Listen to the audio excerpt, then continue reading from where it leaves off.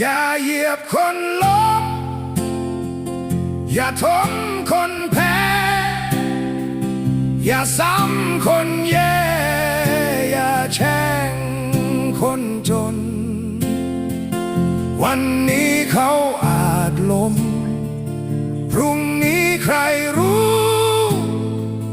หากโลกยังหมุนอยู่พรุ่งนี้อาจเป็นเรา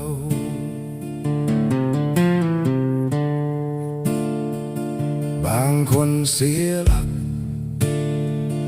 จากรักที่หวัง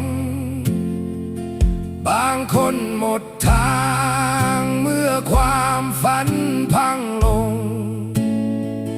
บางคนหมดแรงเพราะคำดูถูกเหมือนหอกทิ่มแทง